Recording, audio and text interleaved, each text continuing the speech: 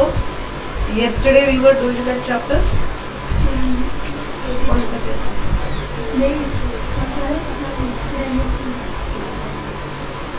हाँ जी, कौन सा किया था हमने?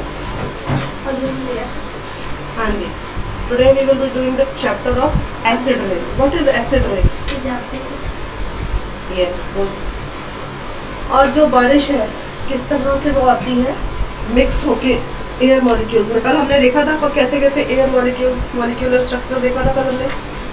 ठीक है, कैसे कार्बन और ऑक्सीजन के दो पार्टिकल्स मिलकर पोल्यूशन में कैसे क्या कर रहे हैं स्ट्रेटोस्फीयर में. बताओ कब क्या थी? हाँ, ओजोन लेयर की डिप्लीशन में किस तरह से और ज़्यादा खराबी हो रही है. Because those atoms and molecules जो कि ऊपर जाके क्लाउड्स को हैवी करते हैं. अच्छा, आज हमने देखना है एसिड रेन कैसी होती है. What is acid rain? Acid rain involves deposition of aqueous acid, acidic gases and acidic salts. कैसे? कल हमने क्या देखा था? कार्बन का मॉलिक्यूल प्लस ऑक्सीजन. ठीक है, किस तरह से वो एयर में जब मिलता है what happens? Hydrogen plus oxygen का एक पार्टिकल प्लस कार्बन का कैसी कैसी गैसेस को फॉर्म करता है. और फिर what happen? It goes into that. दोबारा से वो जो होल है ओजोन लेयर डिप्लीशन उसको और बड़ा कर देता है. ओजोन लेयर डिप्लीशन में एटमॉस्फेरिक स्ट्रक्चर में मिलके कैसे वो इन्वॉल्व होकर हार्मफुल रेडिएशंस भी पैदा करता है. उसके अलावा और क्या करता है? पोल्यूशन को इंक्रीज हो रहा है. Now acid deposition has got two parts, wet and dry. Wet deposition refers to acidic rain. जो वेट है एसिड रेन का वेट पार्ट है, क्योंकि acid rain is comprising of two parts. एक है wet and the second is dry. So wet deposition क्या होती है? It refers to acidic rain, fog, fog मतलब धुंध, and snow. Whereas dry deposition refers to acidic gases and particles. So पहली चीज क्या है? Acidic rain is of two types, wet plus dry. Wet deposition में क्या होती है? एसिडिक रेन होती है. ठीक है, जिसमें एसिड्स की फॉर्मेशन होती है. उसके अलावा फॉग यानी कि धुंध and snow. Dry deposition refers to acidic gases. ये जो ड्राई पार्टिकल होता है that is acidic gases and particles. किस तरह के कण पार्टिकल्स होते हैं छोटे छोटे. Half of the acidity in atmosphere falls back to earth through dry deposition.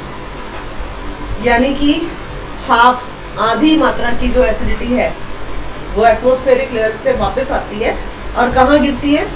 On the earth in the form of dry deposition. Dry deposition के form में, मतलब कि ड्राई फॉर्म में नीचे गिरती है.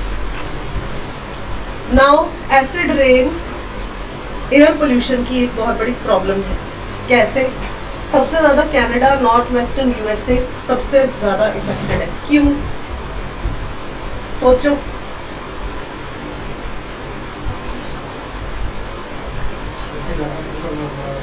वहां पे सबसे ज्यादा स्नो, फॉग.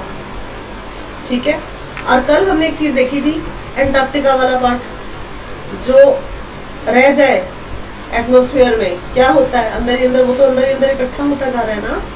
याद है? सेम वे यहाँ पे भी बहुत बारिश होती है, यहाँ पे बहुत बर्फ होती है, ठंडा एरिया होता है. सो यहाँ पर भी वो कण जो है एटमॉस्फेयर में ज्यादा प्रेशर से मौजूद रहते हैं और हैवी कर देते हैं क्लाउड्स को. So average period of rainfall recorded Toronto में 3.5 और फॉग 2.2. कई बार वहाँ पर जो एरियाज हैं वहाँ पे इसलिए ज़्यादा हो जाता है. एक तो वहाँ पे एटमॉस्फेरिक प्रेशर ज़्यादा हो जाता है. व्हाई? रीज़न कल हमने सारा एक डायग्राम के हिसाब से देखा था. हाँ जी बोलो. Very good. कल एक फॉर्मूला किया था ना, क्लोरीन प्लस ऑक्सीजन, ऑक्सीजन के टू पार्ट्स. मैंने वो पूरा ब्रेक करके फॉर्मूला समझाया था. ठीक है, अब जहाँ पे फॉग ज्यादा है, स्नो ज्यादा है, तो नेचुरली वहाँ पर हैवी रेन्स रहेगी. ठीक है, स्ट्रेटोस्फीयर में ज्यादा से ज्यादा बल्क क्वांटिटी में गैसेस मौजूद रहेंगी. ठीक है। और फिर जब वो नीचे को आएंगी तो वो dry gases wet and dry के फॉर्म में अलग अलग, और जब ड्राई और वेट के फॉर्म में अलग अलग गिरेगी और सबसे ज़्यादा जो है ड्राई डेपोजिशन के फॉर्म में गिरती है, और वो फिर फॉग का फॉर्म भी ले लेती है। समझ आई? Now what are the origins of acid rain? Acid rain की origin है क्या? कहाँ से होती है शुरुआत acid rain? क्यों होती है शुरुआत? Human activities are at the origin of importance quantity of polluting items through and are thrown out in the atmosphere which contribute to the acid. हमारी human activity से ही acid rain बनती है। कल हमने देखी थी हमारी human activity सबसे ज़्यादा कौन कौन सी है? CFC, उसके अलावा जो रेफ्रिजरेटर की गैसेस, पोल्यूशन, फैक्ट्रीज का धुआं, कार, मोटरसाइकिल, बाइक्स, ये सारी की सारी कहाँ जा कहाँ रही है? एटमॉस्फेयर में, स्ट्रेटोस्फेयर लेवल में डिपॉजिट होती जा रही है। तो कौन कर रहा है? बाइक्स कौन चला रहा है? मोटर बाइक्स कौन चला रहा है? कार, एरोप्लेन, एयरक्राफ्ट, जेट वाला कल हमने पिक्चर भी देखी थी, कितना धुआं निकला था। वो कौन चला रहा है? रेफ्रिजरेटर कौन यूज कर रहे हैं? Refrigerator means fridge. तो ह्यूमन एक्टिविटीज हम ही है जो एसिड रेन की प्रोडक्शन में सबसे बड़ा योगदान देते हैं। उसके अलावा combustion of fossil fuel like coal, firewood, coal, जब कोयला जलता है जो धुआं निकलता है सबसे ज्यादा मीथेन गैस निकलती है उसमें से। मीथेन, हाँ, methane gas will accommodate in which gas? Carbon and oxygen, carbon monoxide, और फिर कार्बन मोनोऑक्साइड कहाँ जाएगी? एटमॉस्फेयर, एटमॉस्फेयर से स्ट्रेटोस्फेरिक लेवल में, स्ट्रेटोस्फेरिक लेवल में मॉलिक्यूल्स इकट्ठे होते जाएंगे, वही वाला कल वाली पिक्चर याद करो, और फिर वो एसिड रेन के रूप में नीचे आएंगे। सिंपल, ठीक है। कोल, फायरवुड, जब हम लकड़ी जलाते हैं, लकड़ी जलाने के बाद कहते हैं चलो बस बहुत आग सेक ली, बुझा दो, जब बुझ जाती है हम सारी आग बुझा देते हैं तो क्या निकलता है? तो वो क्या है? वो भी कहाँ जा रहा है? बस सिंपल, नीचे तो जा नहीं रहा, ऊपर जा रहा है। तो we are contributing which produces air pollutants like sulfur dioxide, nitrogen dioxide, plus methane gases, ये भी contribute करगी, plus methane gases तो की, ठीक है। तो वो सारी जब मिलकर ऊपर जाएंगे it will form the acid rain. So सबसे ज़्यादा कौन कर रहा है acid rain की formation? Human activities. Now gases which are in the origin of acid rain, sulfur dioxide, ये देख लो। और फैक्ट्रीज कौन चला रहा है? ह्यूमन, ठीक है। ये देखो, carbon dioxide, nitrogen oxide, cars, buses. So these three gas, now sulphur dioxide, carbon dioxide and nitrogen oxide, three of these gases mix together. उसके बाद मीथेन, नाइट्रोजन ऑक्साइड, सारी की सारी मिलगी, प्लस ऑक्सीजन के दो दो मॉलिक्यूल्स ले लो, +2 and it will formulate into acid rain, जो ऊपर ही ऊपर बना देंगे। Now see acid rain appears when sulfur dioxide, nitrogen oxide release sulfuric acid and nitric acid, sulfur dioxide plus nitrogen oxide, ठीक है। sulfur dioxide का 1 particle and nitrogen oxide का 1 particle, so it will release the sulfuric acid and nitric acid. They move up into the air and release as acid rain. समझ आई? ठीक है। So all these gases when they emit together, plus methane, carbon dioxide, carbon monoxide, ठीक है, वो सारी already पहले से थी, ये भी मिलेगी। Now see this, in the gas phase, sulfur dioxide is oxidized by the reaction with hydraulic radical via intermolecular reduction. कैसे, इसको मैं तोड़ के बताती हूँ। कल हमने क्या किया था? सिंपल वे में कार्बन का एक मॉलिक्यूल 1 प्लस ऑक्सीजन का 1, फिर एक और मिल गया 1, that constitutes in 2O2, 2 particles of oxygen, ठीक है, प्लस कार्बन का 1, so 2O2 + 1 is equal to 3O2 + 1 carbon, 2 + 1 3, ठीक है। ऑक्सीजन के ये 3 हो गए, प्लस 1 कार्बन हो गया। उसके बाद these were already in the air, ठीक है। फिर उसके बाद कौन सा आ गया, sulphuric dioxide. What is sulphuric dioxide? एक एटम सल्फर का प्लस, हाँ ठीक है, 1 एटम ऑफ सल्फर प्लस, ठीक है। उसके बाद क्या बन गया, हाइड्रोलिक रेडिएशंस बन गया, यानी कि हाइड्रोजन प्लस सल्फर डाइऑक्साइड, ठीक है। हाइड्रोजन भी मिल गया इसमें plus sulphur dioxide and already these were present, ये पहले से थी जो हमने कल की थी, ठीक है। तो हाइड्रोजन प्लस सल्फर डाइऑक्साइड, ठीक है, प्लस उसमें 2 और ऑक्सीजन के पार्टिकल्स प्लस हाइड्रोजन, ठीक है। उसके अलावा सल्फर डाइऑक्साइड के 2 और, सल्फर ऑक्साइड का पहला पार्टिकल था, यानी कि सल्फर डाइऑक्साइड का 1 प्लस एक और सल्फर डाइऑक्साइड का एक और पार्टिकल बन गया, so that will constitute into 2 particles of sulphur dioxide, ठीक है। प्लस जो पहले से यहाँ पे था तो हम उसको 3 सॉल्वेंट में ले लेंगे, पहले then 1 and then 1 it will become 3, क्योंकि सॉल्वेंट एक और ऐड अप हो गया, सल्फर डाइऑक्साइड पहले था, ठीक है।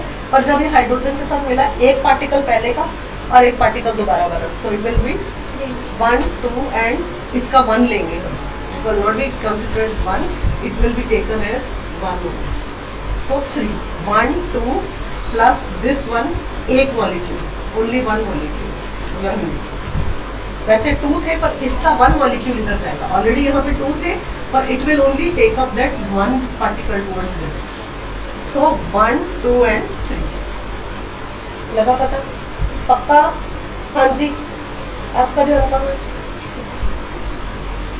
उसके बाद in this presence of water, अब already water is there, sulphur trioxide हो जाएगा SO3, ठीक है, because it contains water, water is,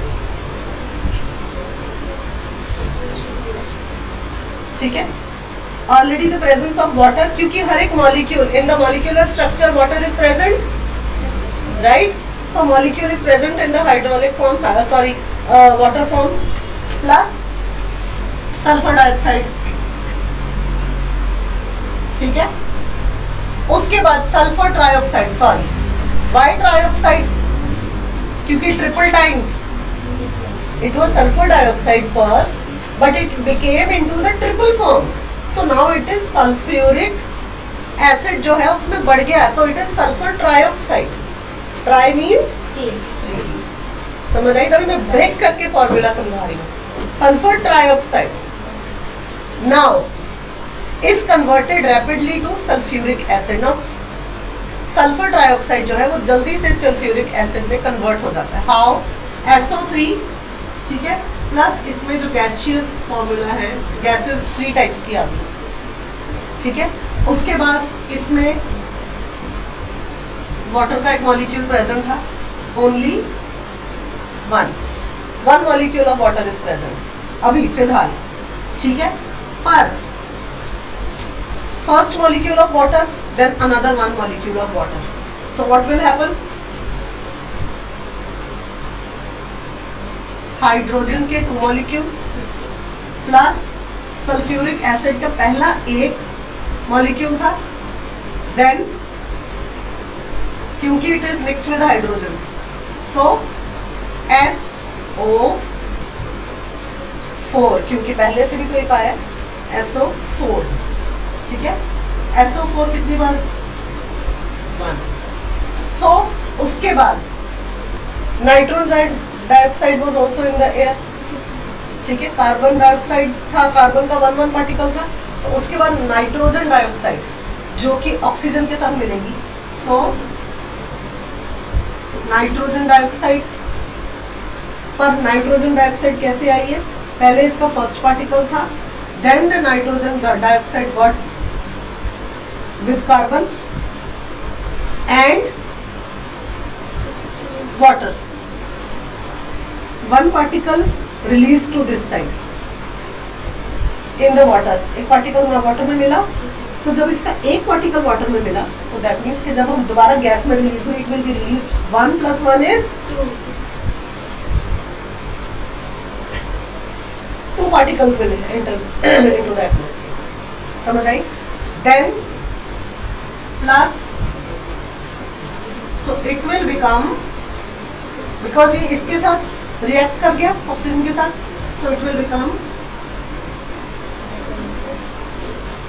2 + 1 particle of this, 2 + 1 particle of, it will be hydrogen oxide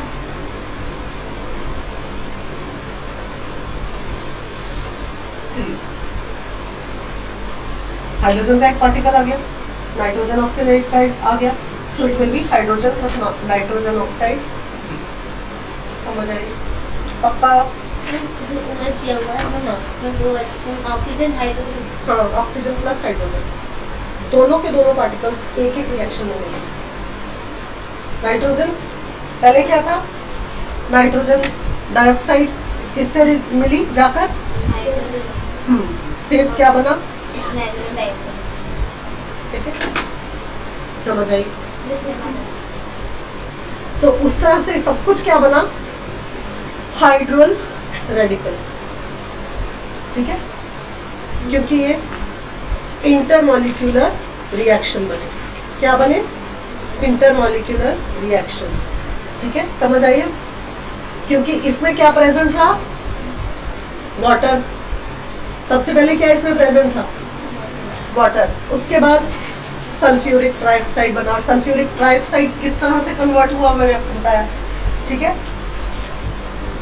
sulphuric oxide plus, हाँ, सो 3, पहले इसका एक particle, then इसका एक, इससे मिलके 4, ठीक है, सो उस सबसे मिलकर क्या बना, nitrogen dioxide. Why nitrogen dioxide? क्योंकि ये सल्फर डाइऑक्साइड के साथ भी मिक्स हो गया, प्लस वाटर, हाइड्रोजन का 1 पार्टिकल, ऑक्सीजन का 1 पार्टिकल, प्लस सल्फ्यूरिक डाइऑक्साइड का 1 पार्टिकल बना, तो नाइट्रोजन डाइऑक्साइड गैस। अब ये गैस प्लस पहले से ये gases, then these gases, plus these gases, ये मत समझो कि ये तो ये कहाँ गई, ये भी तो ऑलरेडी है, plus these gases, then these gases.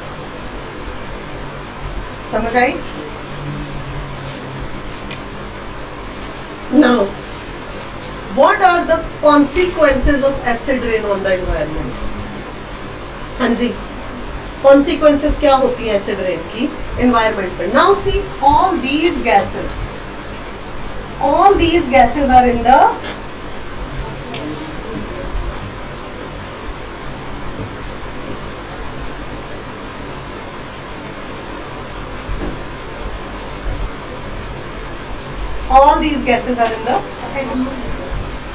atmospheric layer will attract the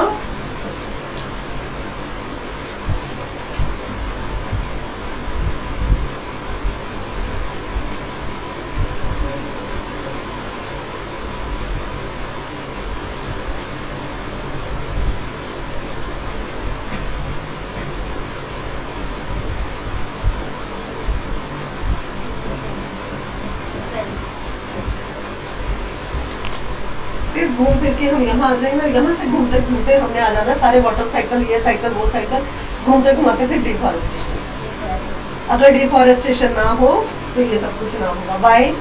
because through the afforestation these gases will be soaked up in the trees. किस चीज को सोक अप करते हैं?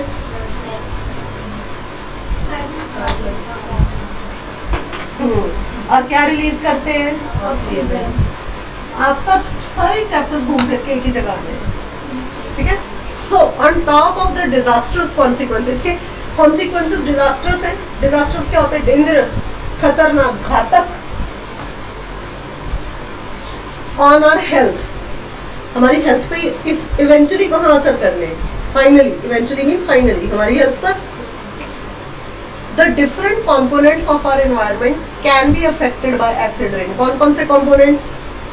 Water. Water is H2O.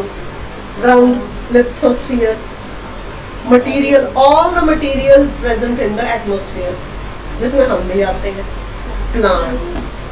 आगे आगे ना उसी टॉपिक का। Now consequences on water and wildlife lakes. ये देखो, the water looks more transparent because plankton has disappeared. Fish can't breathe properly, different species have disappeared. ये देखो फिश मरी पड़ी। प्लैंकटन जरूरी था, प्लैंकटन्स, ज़ूओप्लैंक्टन्स पिछले चैप्टर में पढ़े हमने, फोटोप्लैंक्टन्स, ज़ूओप्लैंक्टन्स, जिनको फिश धीरे धीरे खाती है, जिसके ऊपर फंगस, फंगाई वगैरह बैक्टीरिया है, छोटे छोटे कण है, decomposition process in the water cycle, in the aquatic water cycle पढ़ा था ना, उनको ही खाएंगी तो जिंदा रहेगी, जब वही नहीं है क्या होगा, बस ठीक है। और fish can't breathe properly, different species disappear होगी, कई स्पीशीज हैं जो नष्ट हो चुकी है फिश की, हमें पता ही नहीं है। उसके अलावा एक्वाटिक रीफ, वाइल्ड लाइफ जो इसके अंदर थी, सी हॉर्स, ऑक्टोपस और क्या क्या होते हैं, उन सबको ज़ूप्लैंक्टन्स की जरूरत है, फोटोप्लैंक्टन्स की जरूरत है। उसके अलावा they need small snails to survive, जो छोटे छोटे छोटे छोटे जो we can not see by our naked eye, microscopic microbes, वो तो चले गए, तो खत्म हो गए, नष्ट हो गए, ठीक है, because of all these gases. Because see transparent क्यों दिख रहा है, क्योंकि प्लैंक्टन्स गायब हो गए, जो प्लैंक्टन्स चले गए। How planktons have disappeared, because it is emitting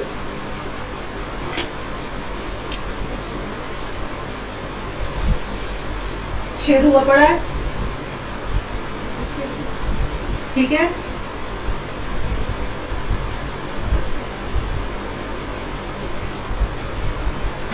ultraviolet radiation,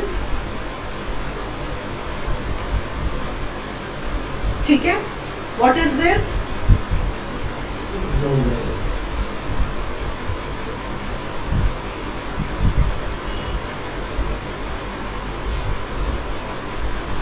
directly आ रहा है। अल्ट्रावायलेट रेडिएशन कहाँ आ रहा है,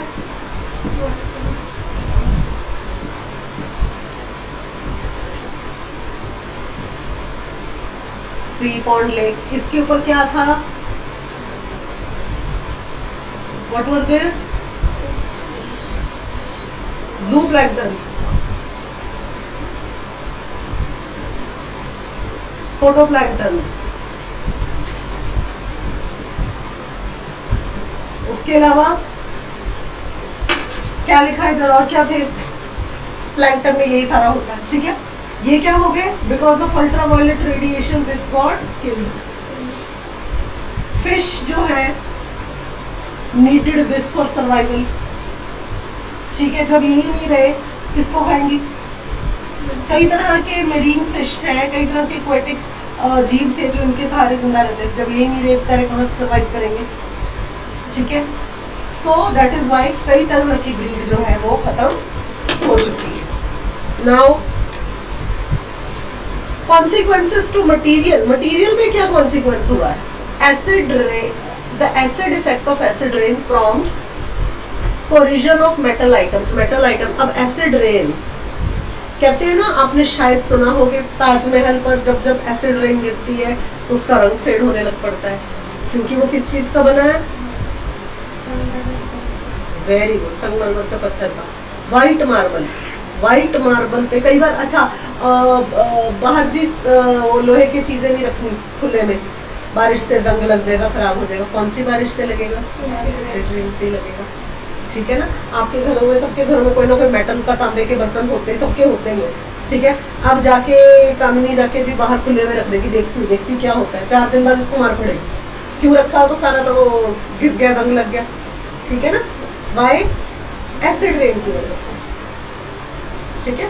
सो मटेरियल, उसके अलावा देखो नाउ सी, ये कितना अच्छा सैंडस्टोन का बना था, ये देखो छेद हो गए, एसिड रेन से सारा खराब हो गया, घिस गया, पत्थर ही गिर गया बीच में से, ठीक है। ओरिजिन ऑफ रेलवेज, उसके अलावा some distinction in the dust, unfortunately monuments are not spared by, monument, Taj Mahal monument ही तो है, ठीक है ना। अनफॉर्चुनेटली मॉन्यूमेंट्स भी देखो, ये कोई और मॉन्यूमेंट दिखाया है, ये देखो बारिश से जो पता नहीं कितना ग्रेवल था, इसमें कोई मटेरियल बना हुआ था या इसमें कोई नक्काशी होएगी या कोई स्टैच्यू वगैरह होएगा बना हुआ, क्योंकि कई तरह के मॉन्यूमेंट्स हैं जिसमें अंदर बड़ी अच्छी अच्छी आकार के बने होते हैं। कोई सन बना होता है, सूर्यदेव बने होते हैं, कई बार कोई घोड़े की मूर्ति होती है, कई बार बैल की मूर्ति, कोई ना कोई मूर्ति छोटी छोटी छोटी छोटी मीनाकारी नक्काशी से बने होते हैं, तो वो घिस गिर गया।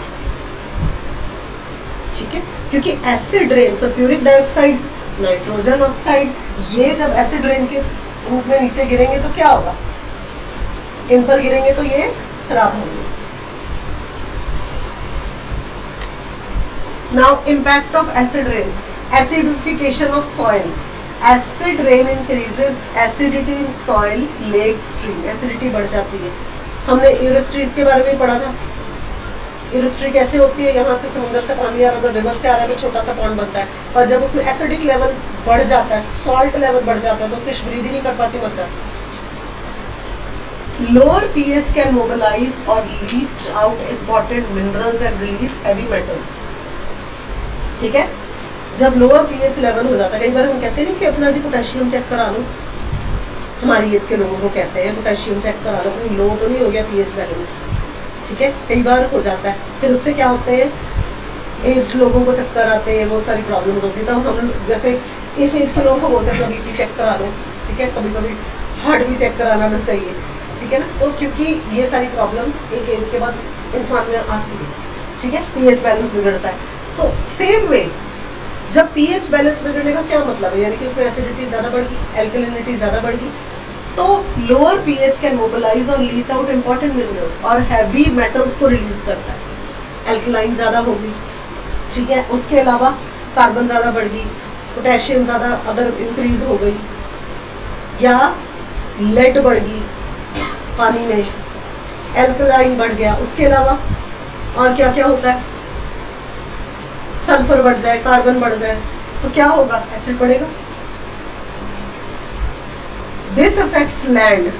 कहाँ कहाँ अफेक्ट होगा, सबसे पहले ये सारा कुछ किस पर इफेक्ट होगा, लैंड। उसके अलावा एक्वाटिक, वही चीज अभी जो हमने देखी थी, flora and fauna, specially fish. Thousands of lakes across the world have died. That is lost all fish population and much of other organisms. कई तरह के ऑर्गेनिज्म और फिश पॉपुलेशन, एक्वाटिक पॉपुलेशन खत्म हुई है। Why? Because एसिडिटी, एल्कलाइनिटी, इसके अलावा sulphuric acid, nitrogen acid, ये सब कुछ मात्रा में बढ़ गए हैं directly from excessive concentration of acid, particularly वही बात आती है। ठीक है, acid rain, acid fall, acid vapours damage surface of leaves. अब देखो, जब वो एसिड रेन गिरी in the form of sulphuric dioxide, nitrogen dioxide, क्या होगा, पत्तों पे गिरेगी। बारिश कहाँ, नीचे ही आती है ना, जब पत्तों पे गिरेगी तो पत्तों के ऊपर का रंग खराब हो जाता है। ठीक है, damage the surface of leaves, needles. Leaf की नीडल क्या होती है,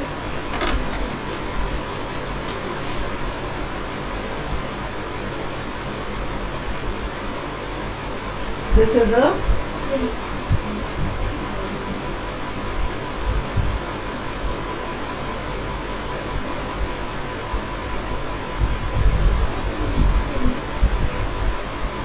जो यहाँ ये होती है, these are the needles, ये होती है veins, जो बिल्कुल पतली पतली होती है, these are the veins, this is the stem of a leaf, these are needles, ये जो these are the needles of a leaf। तो इनकी नीडल्स भी कई बार देखा नहीं, बारिश होने के बावजूद भी कई बार आपने कोई पत्ता पुत्ता देख लेती है तो पीला पड़ गया, पीला होता है ना, कई बार देखे नहीं आपने, पत्ता पीला कैसे पड़ गया, इतनी में बारिश हुई थी, वो एसिड रेन गिरी थी, उसने सारे पत्ते की सरफेस खराब कर दी। ठीक है, acid rain, acid fog, acid vapours damage the surface of leaf, needles reduce a tree's ability to withstand cold, inhibit plant germination and reproduction. क्या कर देता है, सबसे पहले इसकी लीफ खराब करी, उसके अलावा ट्री की एबिलिटी खराब कर दी, जिससे कि वो पहले ठंड भी बर्दाश्त करते। कभी देखा है किसी ट्री को दिसंबर जनवरी में कोट पहने घूमते हैं, तो ट्रीज ठंड को बर्दाश्त करते हैं, ठीक है। उसके अलावा प्लांट जर्मिनेशन होती है, एक ट्री लगा उसके नीचे छोटे छोटे छोटे छोटे और कुछ ना कुछ बनने शुरू हो जाते हैं, ट्रीज पौधे बनने शुरू होते हैं, प्लांट जर्मिनेशन रिप्रोड्यूस होता है।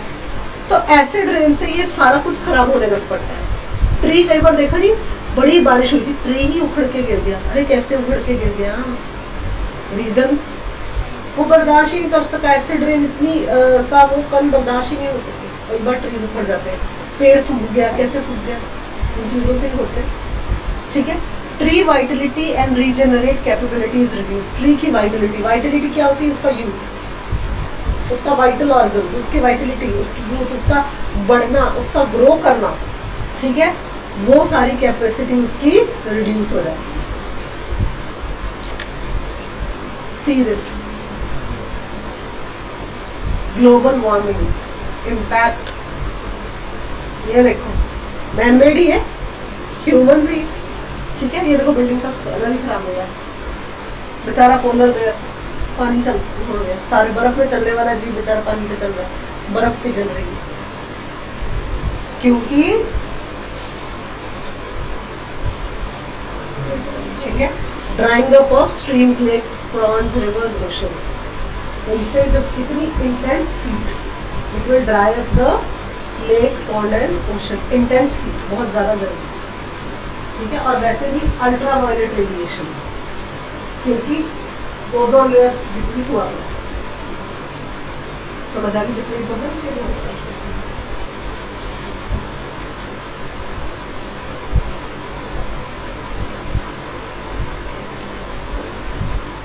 ये देखो एनुअल कार्बन कितना इमिट हो रहा है एयर में, कितने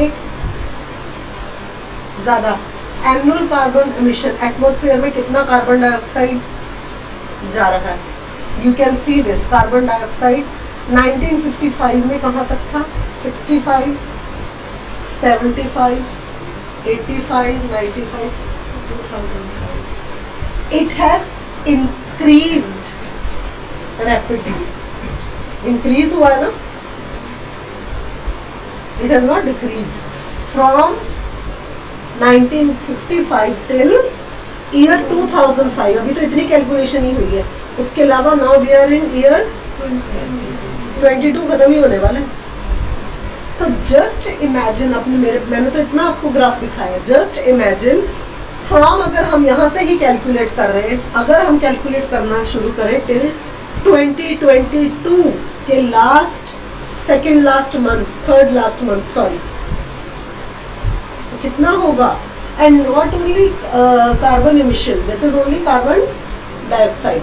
just imagine carbon dioxide plus sulphuric acid plus methane gases plus sulphur dioxide, अगर वो सारा कुछ हम कैलकुलेट करने बैठे तो सोचो एटमॉस्फेयर लेवल में कितनी गैसेस है। Just imagine, it is just this is just shown as carbon dioxide का जो राइज है, only one gas, on that also span of few years, 1955 to 2005, कुछ सालों का। देन जस्ट इमेजिन अगर इससे पहले का भी डेट बैक हो और इसके आगे का, so you can very well imagine. समझ आएगा बेटा? Future carbon dioxide levels, increasing carbon dioxide emission, especially China and developing countries, हमारी भी developing country है, likely to, ये देख लो, पढ़ लो, double in 150 years। क्यों? आप ये पूछोगे क्यों? Because increased use of coal, ठीक है, increased natural gas हम छोड़ रहे हैं ना जी, खुदाई करे जाओ, माइंस की एक्सकवेशन, प्लस रॉकेट चांद पे भेजो, यहाँ भेजो, मार्स पे मून की खोज, रॉकेट जाते हैं तो क्या निकलता है? पता नहीं कितनी ही गैसेस, ठीक है। Decrease petroleum usages, increase cost and decreasing supply, ठीक है। Highest earth temperature in last 30 years, ये ऑब्जर्व हुआ है। Variation in summer and winter, हाँ विंटर और समर सीजन में चेंजेस हम नोटिस किए कुछ सालों में आपने, जब बारिश की जरूरत नहीं बारिश हो रही है, अचानक गर्मी बढ़ रही है, अचानक ठंडी बढ़ रही है, अचानक ठंड कम हो रही है गर्मी बढ़ रही है, अचानक ठंड बढ़ रही है गर्मी कम हो रही है, बेमौसम बरसात हो रही है। आपने कभी नोटिस नहीं किया? अभी अचानक ठंड लग रही है, कभी गर्मी लग रही है। बस आ गई ना बात, वेरिएशन हो रही है समर और विंटर, पता ही नहीं लग रहा। समझ नहीं आ रही कि अब हम विंटर सीजन की शुरुआत वेलकम करें कि अभी हमारा समर चल रहा है या क्या हो रहा है। बरसात कभी भी आ जा रही है, बाय बाय हो ही नहीं रही। ठीक है, वेरिएशन इन रेन पीरियड, वही बात हो रही है, रेन पीरियड की वेरिएशन पता ही नहीं लग रहा। पहले होता था कि सावन का मौसम पता ही नहीं लगता, कभी भी शुरू हो जा रहा है। अनएक्सपेक्टेड रेन, हाँ वही अनएक्सपेक्टेड रेन। ठीक है, storms, melting of snow melt हो रही है आइसलैंड्स में।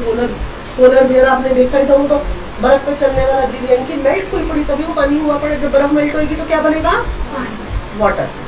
ठीक है, snow rise in ocean level बढ़ रहे हैं तो 1 फीट, 1 फुट बढ़ रहे हैं इन last 30 years. Depletion of glacier बर्फ पिघल रही है, डिप्लीट हो रही है। अनएक्सपेक्टेड ही क्लाइमेट चेंज है। ये धुंध थोड़ी है, ये क्या है? ये पोल्यूशन है सारा, because it has been mixed, all these gases are mixed up in the air.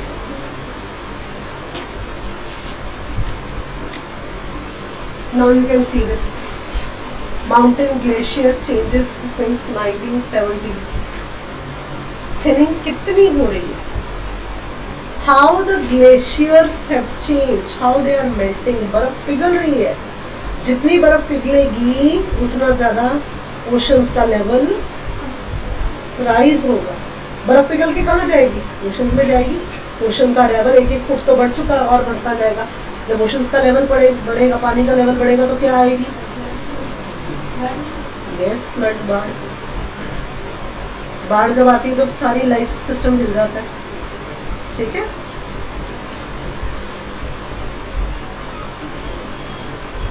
This we have done.